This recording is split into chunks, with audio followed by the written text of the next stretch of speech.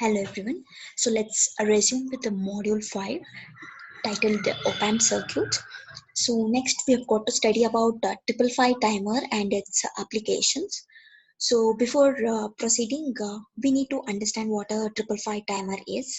So it is one of the most versatile linear integrated circuit that is used for generating time delays, or it is also used for generating oscillations, and it is available in two packages, that is 8-pin DIP type or 8-pin circular style. So here in our syllabus we have got to study this triple five timer as a monostable multivibrator and its operation, and triple five timer as an astable multivibrator and astable operation. So let's study about this. And first topic we have is to know the features of the triple five timer. So the one of the most advantageous feature of triple five timer is that it has adjustable duty cycle, and it operates in a wide range of power ranging from plus 5 volts to plus 18 volts, and it has high temperature stability, and it is, when compared to the others, it is low cost and more reliable, and it can be operated in two modes. That is, first one is monostable multivibrator mode, and second one is astable or otherwise called free running mode. And the applications of triple five timer are, it can be used in burglar alarms, and it can also be used as a oscillator. It can also be used to generate square wave or a ramp wave, and it can be used as a pulse width modulation, and so on. And now here we have the pin diagram of triple five timer. So as we already mentioned, this is a 8-pin IC. So here we have first 4 pins, and here we have second set of 4 pins. First pin is ground, and second pin is used to apply the trigger input voltage, and the third pin is the output, and the fourth pin is reset, and fifth is control voltage, sixth is threshold, seventh is discharge, and eighth is VCC. And this is the internal block diagram of the triple five timer. Whenever asked in the examination, you're supposed to write this block diagram, but for understanding we'll consider another diagram, meaning in this diagram also can be used to understand, but in that diagram we have much more detailed view of these comparators and this flip-flop. So for explanation I will use that diagram. So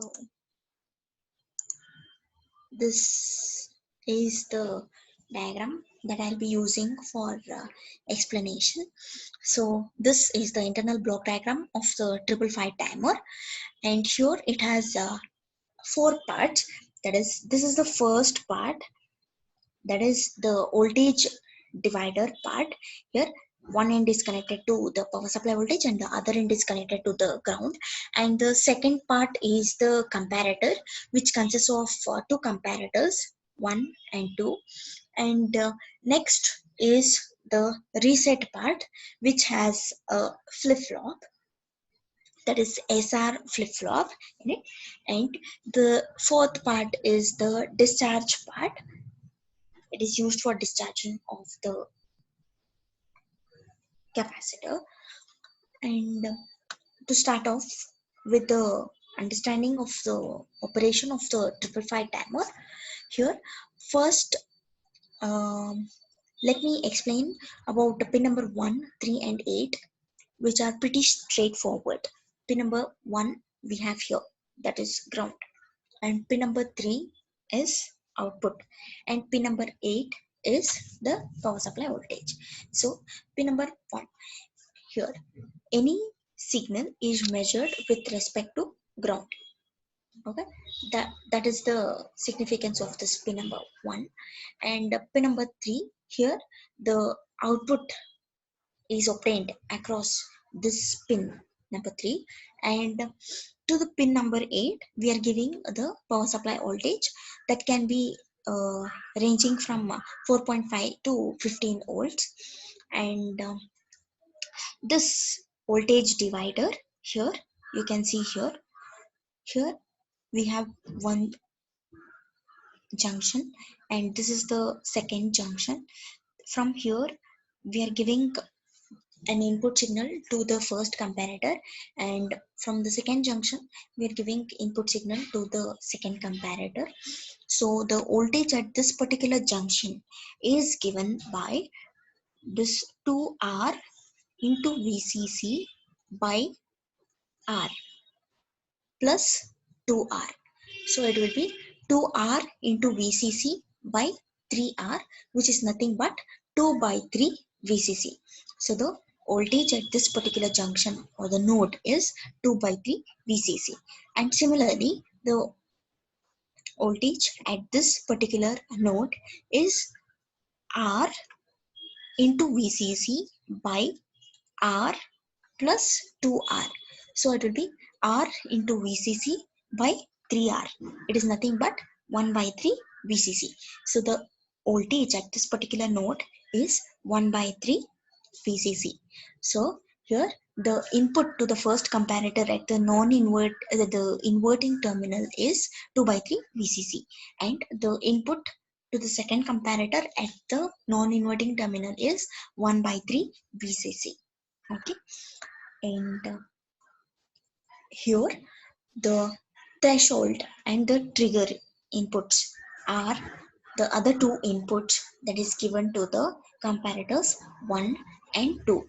By changing these two inputs, meaning the threshold voltage and the trigger input voltage, the output of the 555 timer can be changed. Let's understand how the output can be changed by changing the threshold and the trigger inputs.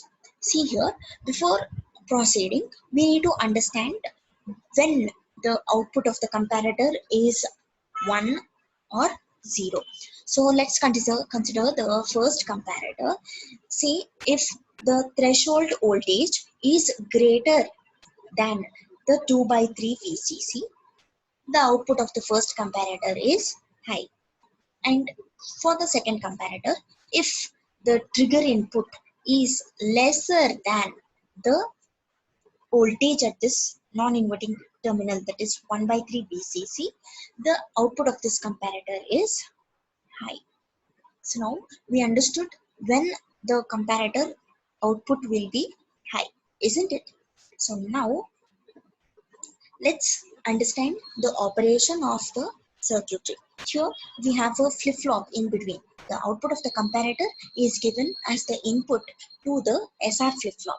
The first comparator output is given to the R input of the flip-flop, and the second comparator's output is given as the S input of the flip-flop. So now this SR flip-flops table is here.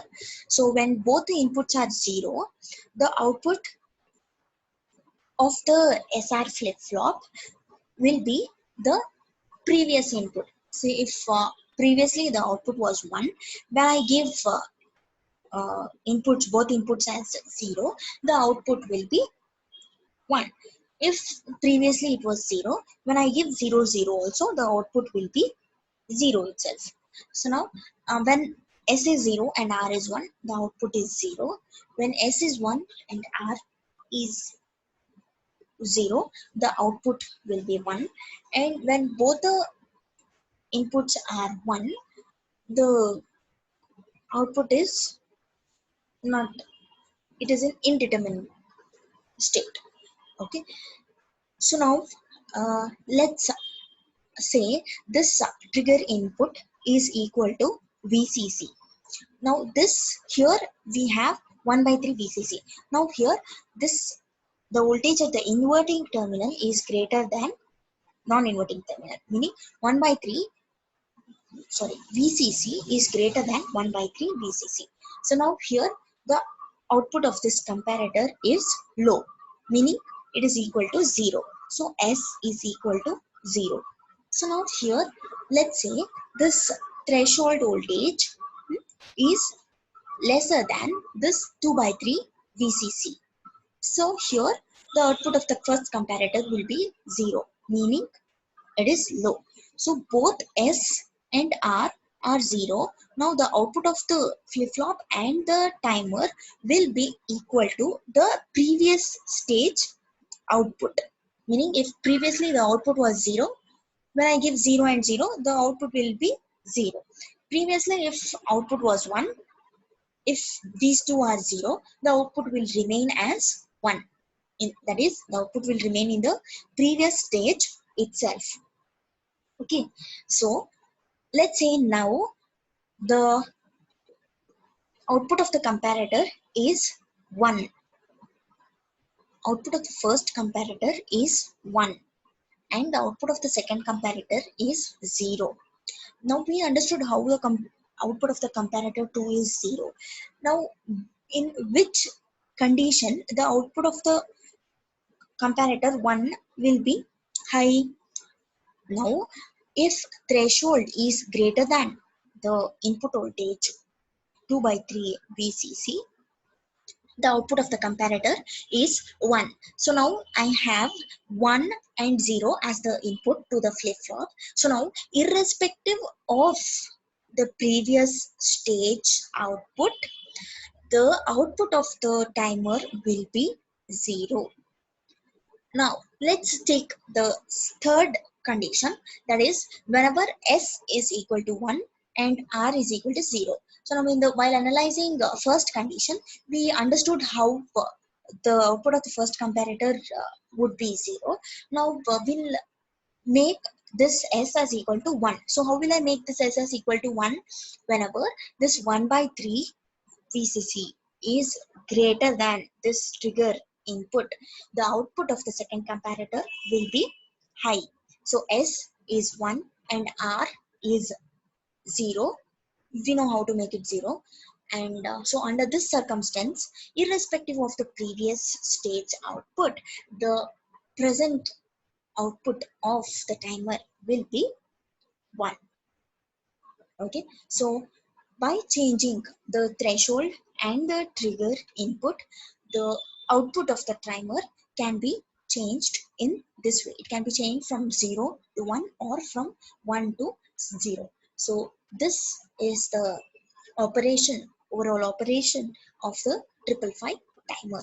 So now in the next session, we'll understand the operation of the 555 timer in monostable mode and astable mode.